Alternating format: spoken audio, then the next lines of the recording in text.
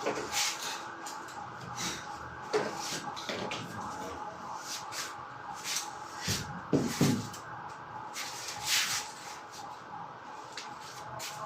gaganon mo yan para makuha mo yung kanto. Kasi pag hindi mo kinuha yung kanto, mabubungi yan. Diba?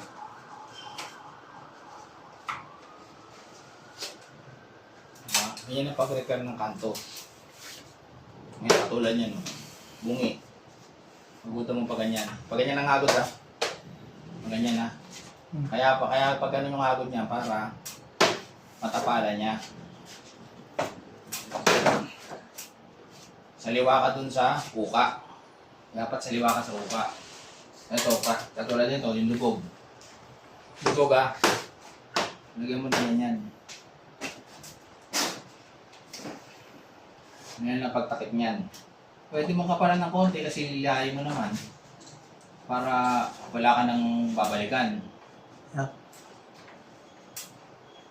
Ngayon pag, ayan, yung mga butas. Ayan. Okay? Tignan mo to, nagkaroon ng kanto bigla. Kanina wala eh. Dito mo, ito painting to, di ba? Haluin mo muna to. Mahal bayad nito, Tesla ako. Tesla painting. Yan. Di bali makapal kasi lilihayin mo yan. Yung mag-comment huwag yung mambabas.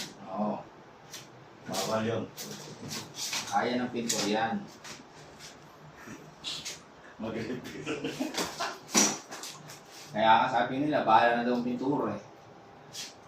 Diba? Pag may lubog, iskruhin mo pa paloob. Kaya kayo pag may nakaangat, iskruhin mo muna, katulad niya nakaangat. Bali wala yan kapag ginanong ko yan. Pukaan mo yan dito, kutkutin mo, tapos i-screw mo papasok para magkaroon ng uka. Kasi doon papasok yung masilya mo. Tulad niya, no? Medyo angat ng konti dito. Yung iba dyan, nilalagyan niya, bago lagyan ng gasa yan, nilalagyan mo muna niya ng isang masilya, agad na ganun.